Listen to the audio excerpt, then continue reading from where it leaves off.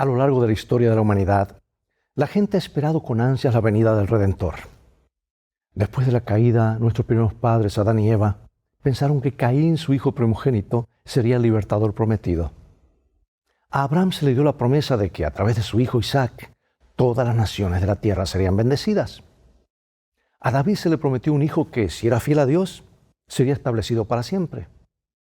Sin embargo, ninguna de estas personas pensó que Dios mismo sería el Redentor prometido. Los profetas en el Antiguo Testamento a veces hicieron predicciones mesiánicas crípticas usando la frase «en los últimos días», que es diferente de otras profecías del Antiguo Testamento que usan una frase como «tiempo del fin». Amados, con la venida de Cristo llegaron los últimos días.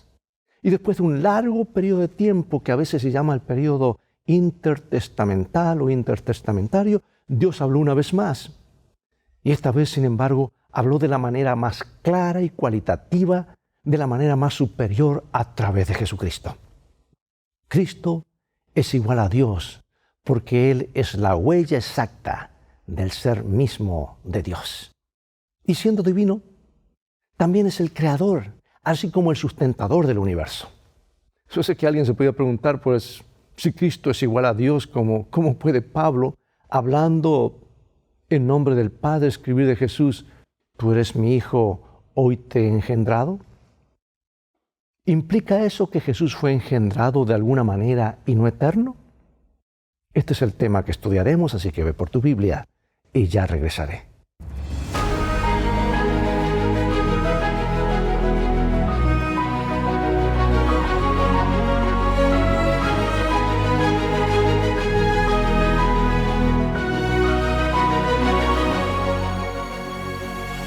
Leo del libro de Hebreos capítulo 1, versículos 2 y 3.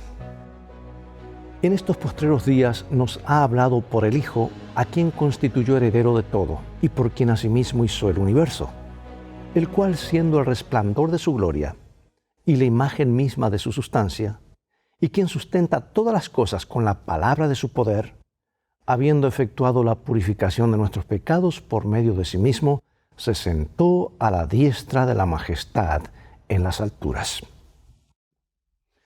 Inmediatamente después de que Adán y Eva pecaron, Dios les prometió una descendencia, o sea, un hijo que los libraría del enemigo, recuperaría la herencia que se había perdido y cumpliría el propósito para el que habían sido creados. Este hijo los representaría, los redimiría tomando su lugar y finalmente destruyendo la serpiente. Comenta Elena de White en ese hermoso libro, El deseado de todas las gentes. Cuando Adán y Eva oyeron por primera vez la promesa, esperaban que se cumpliese rápidamente. Y con gozo dieron la bienvenida a su primogénito, esperando que fuese el libertador. Pero el cumplimiento de la promesa tardó. La promesa fue confirmada más tarde a Abraham. Dios le juró que tendría una simiente, un hijo a través del cual todas las naciones de la tierra serían bendecidas. Y Dios hizo lo mismo con David. Le prometió a David que su hijo sería adoptado por Dios como hijo propio y que se establecería como un gobernante justo sobre todos los reyes de la tierra.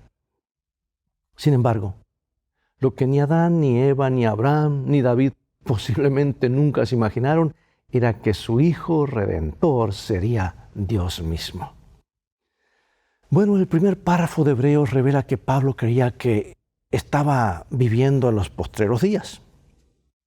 La Escritura emplea dos expresiones sobre el futuro que tienen diferentes significados. Los profetas utilizaron la expresión postreros días o al final de los días para hablar sobre el futuro en general. El profeta Daniel usó una segunda expresión, dice el tiempo del fin, para hablar más específicamente sobre los últimos días de la historia de la tierra. Notemos qué prometió Dios que haría por su pueblo en los postreros días. Vamos a leer en el libro de Números y también en el libro de Isaías. He aquí, yo me voy ahora a mi pueblo, por tanto ven, te indicaré lo que este pueblo ha de hacer a tu pueblo en los postreros días. Lo miraré, mas no de cerca. Saldrá estrella de Jacob y se levantará cetro de Israel. Acontecerá en lo postrero de los tiempos que será confirmado el monte de la casa de Jehová como cabeza de los montes, y será exaltado sobre los collados, y correrán a él todas las naciones.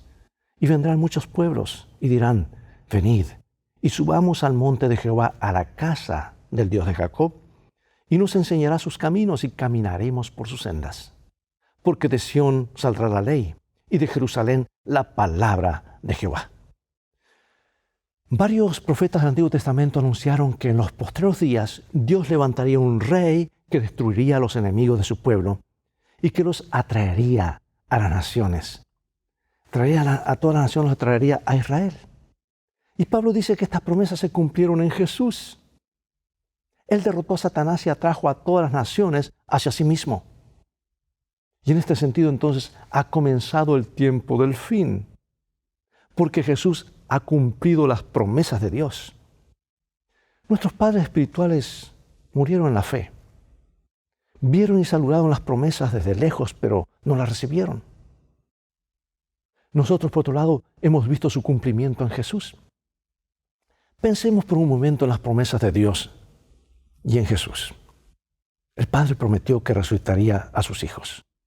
Lo maravilloso es que Él inició anticipadamente la resurrección final de sus hijos con la resurrección de Jesús.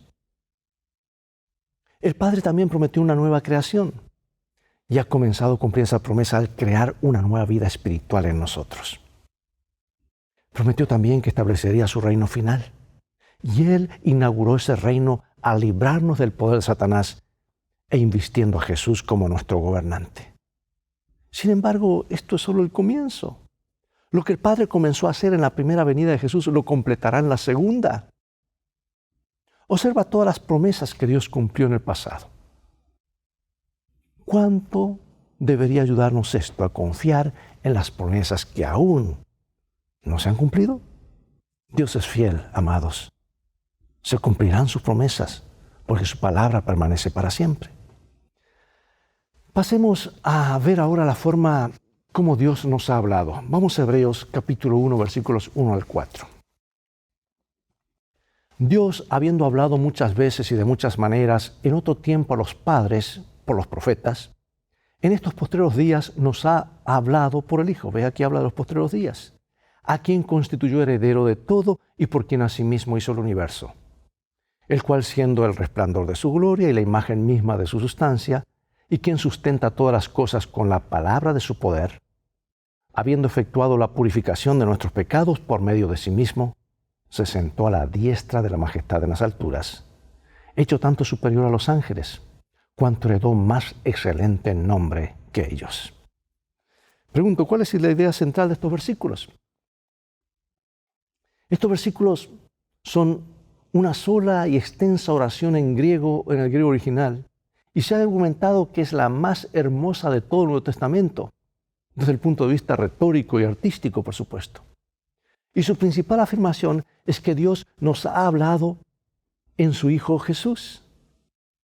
Para muchos judíos del siglo I, la palabra de Dios no se había escuchado durante mucho tiempo. Acuérdate que hubo un lapso de como 400 años donde no hubo revelación divina. Y la última revelación que se expresó en la palabra escrita de Dios había llegado a través del profeta Malaquías y los ministerios de Esdras y Nehemías 4 siglos antes. Pero ahora, a través de Jesús, Dios les estaba hablando de nuevo. No obstante, la revelación de Dios a través de Jesús era superior a la revelación que Dios había hecho a través de los profetas, porque Jesús es un medio mayor de revelación. Él es Dios mismo, quien creó el cielo y la tierra y gobierna el universo. Para Pablo, la deidad de Cristo nunca estuvo en duda. Se da por sentado. Además, para Pablo el Antiguo Testamento era la palabra de Dios. Acuérdate, no estaba escrito el Nuevo Testamento hasta 50 años más adelante. O sea que el mismo Dios que habló en el pasado sigue hablando en el presente. El Antiguo Testamento comunicaba un verdadero conocimiento de la voluntad de Dios. Sin embargo, recién fue posible comprender su significado o el cumplimiento más pleno cuando el Hijo llegó a la tierra. Y en la mente del autor, la revelación del Padre en el Hijo proporcionó la clave para comprender la verdadera magnitud del Antiguo Testamento, al igual que la imagen en la caja de un rompecabezas proporciona la clave para encontrar el lugar correcto para una de sus piezas. Si a ti te gusta armar rompecabezas, a veces miras de original la caja, ¿verdad? Jesús sacó a la luz gran parte del Antiguo Testamento. Fue el cumplimiento de todo lo prometido del Antiguo Testamento. Por eso no podemos entender el Nuevo si no estudiamos el Antiguo. Mientras tanto, Jesús vino a ser nuestro representante y nuestro Salvador. Él ahora ocuparía nuestro lugar en la lucha y derrotaría a la serpiente. Asimismo, en Hebreos, Jesús es el líder y el precursor de los creyentes. Él lucha por nosotros y nos representa. Esto también significa que lo que Dios hizo por Jesús, nuestro representante, el Padre también lo quiere hacer por nosotros. Esta es una verdad sublime. El que exaltó a Jesús a su diestra también quiere que nos sentemos con Jesús en su trono. Y ese es el mensaje de la Odisea, que nos podemos sentar junto al trono. El mensaje de Dios para nosotros en Jesús incluye no solo lo que Jesús dijo, sino también lo que el Padre hizo a través de Él y para Él, todo para nuestro beneficio temporal y eterno. Piensa en lo que significa que Jesús, Dios con nosotros, haya venido a esta tierra. ¿Por qué esta verdad debería darnos tanta esperanza?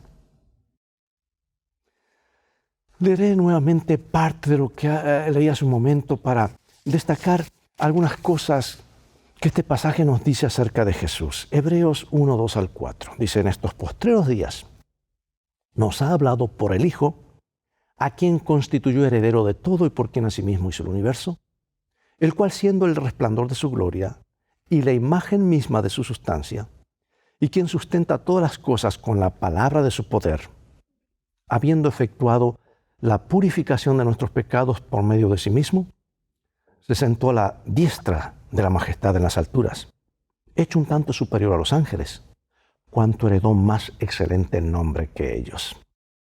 Y yo quiero enfatizar la porción que dice, siendo el resplandor de su gloria y la imagen misma de su sustancia. En el Antiguo Testamento, la gloria de Dios se refiere a su presencia visible entre su pueblo. Esa presencia a menudo se asocia con la luz o resplandor.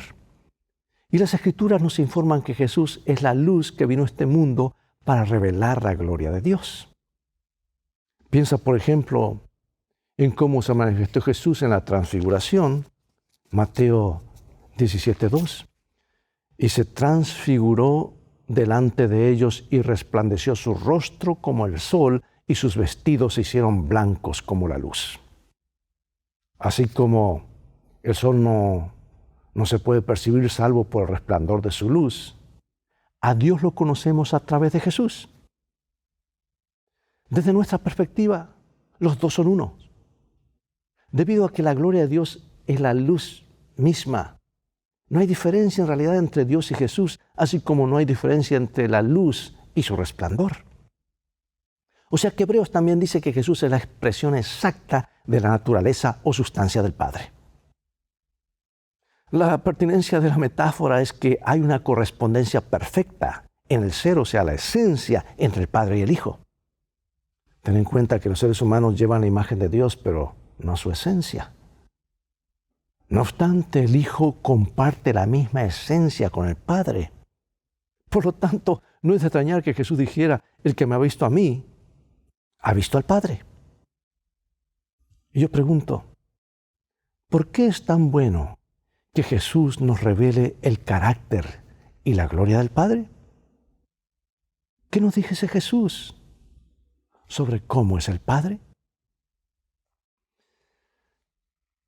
Hay algo más muy importante. Hebreos afirma que Dios creó el mundo por medio de o por Jesús y que Jesús sostiene el mundo con su palabra poderosa.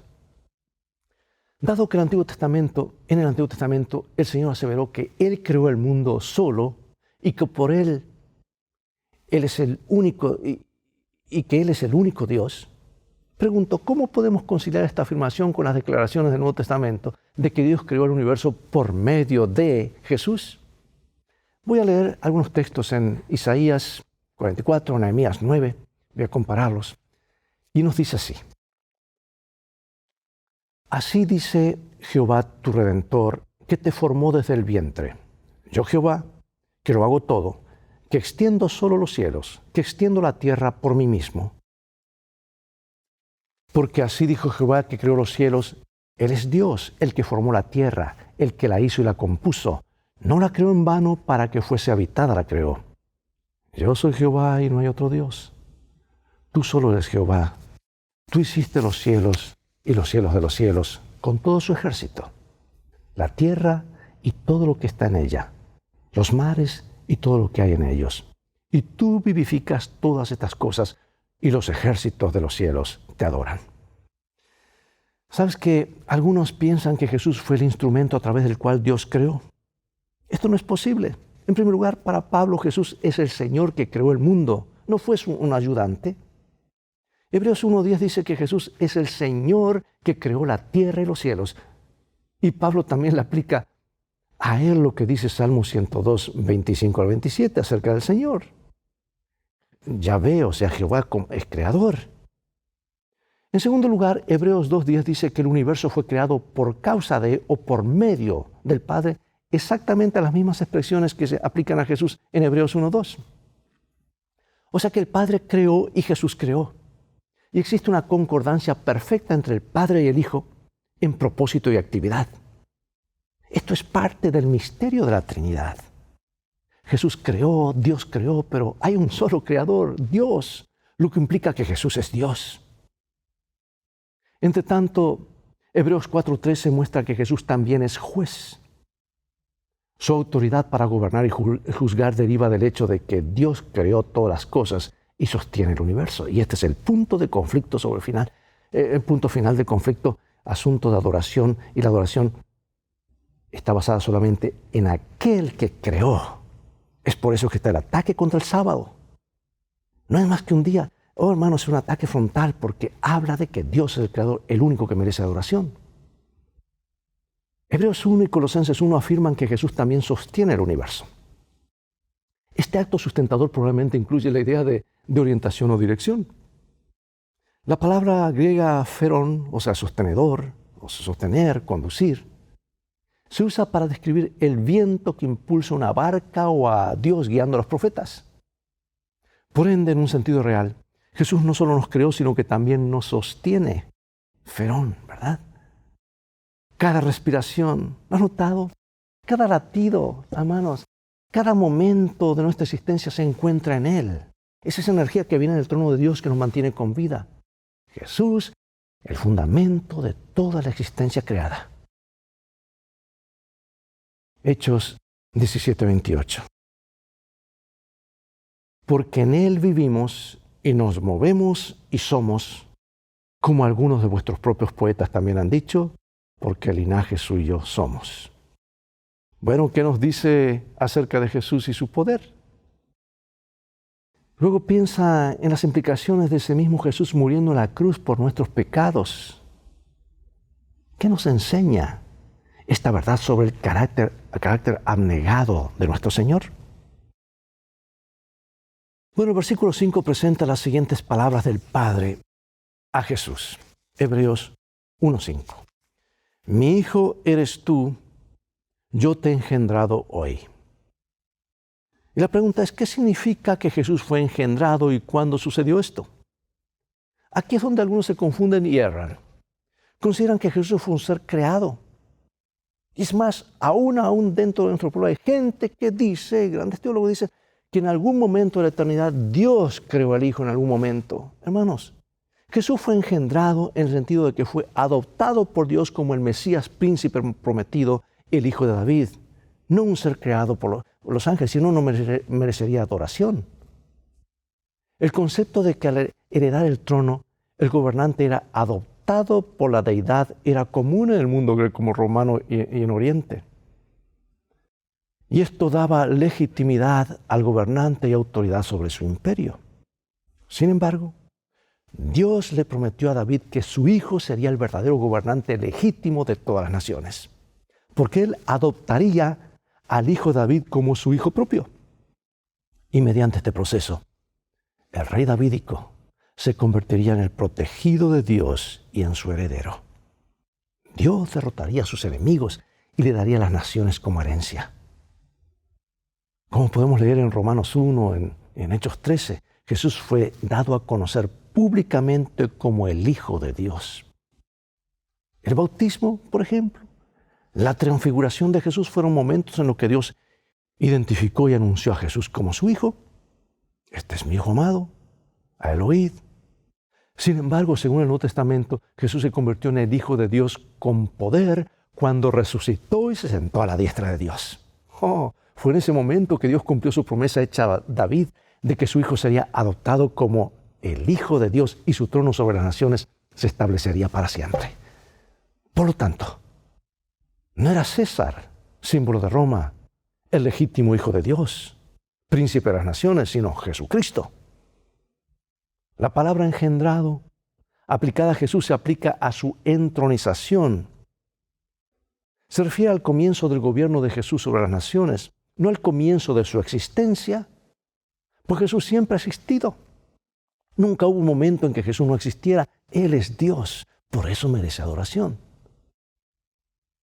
Lo adoptó para algo específico, por decir así, como adoptado para que cumpliese la profecía de ser el ungido, aquel a través del cual Dios obraría el plan de rescate para su pueblo, para el mundo.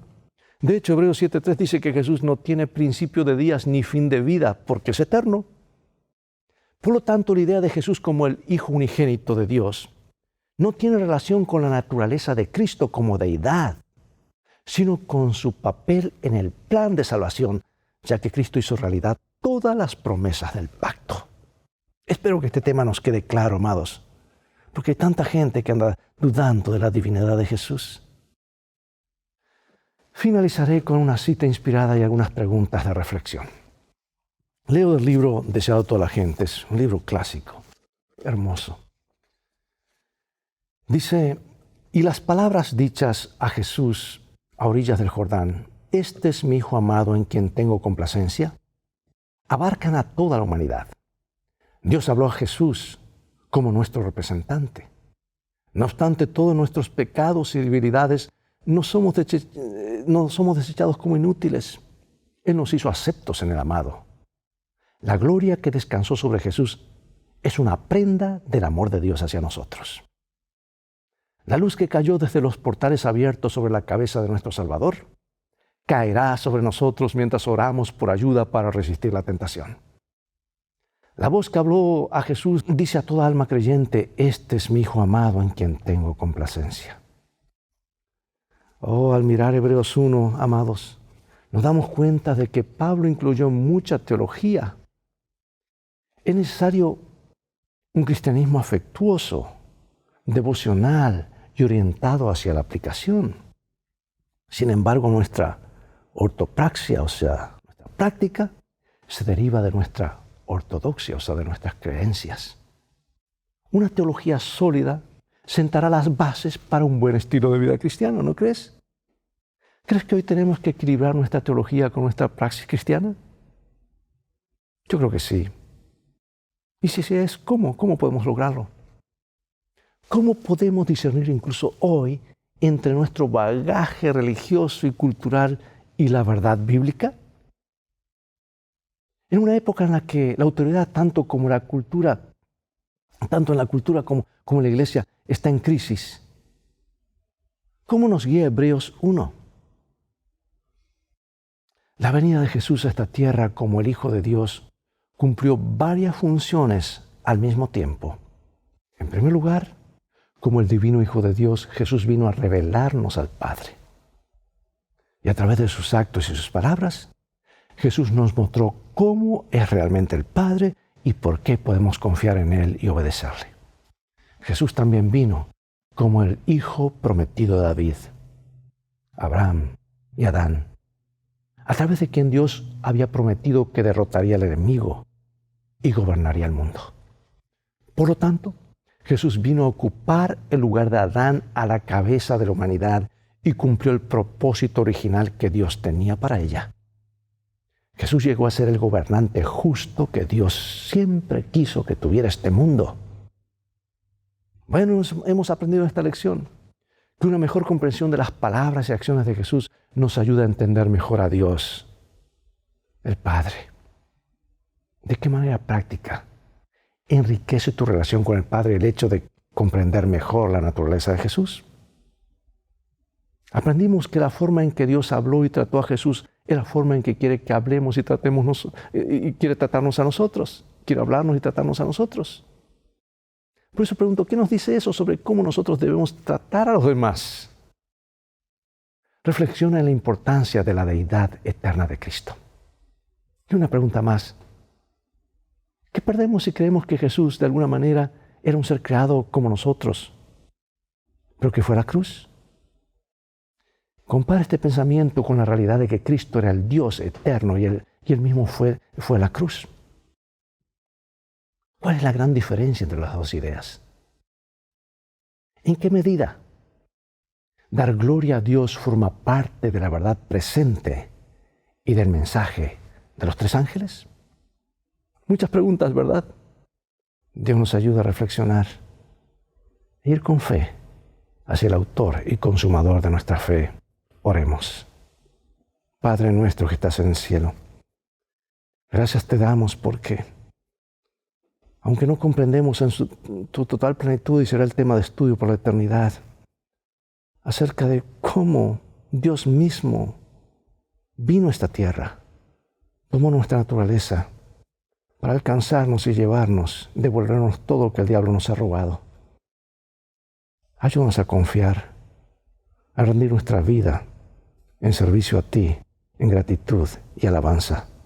Bendícenos, sabemos que lo harás porque lo pedimos en el nombre de Jesús. Amén.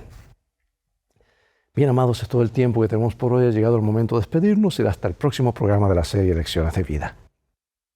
Invita a otros a sintonizar este canal y transfórmate tú mismo en un canal de bendiciones. Mientras tanto, Dios te bendiga. Y recuerda, tú vales mucho para Jesús. Él te ama más de lo que puedes imaginar. Y si no, mira el precio que fue pagado por ti y por mí en el Calvario. Vamos en un viaje. Necesitamos un buen GPS, ¿verdad? Aquí está la palabra de Dios. Y un buen guía. Y ese guía es Jesús. Dios te bendiga. Maranatha.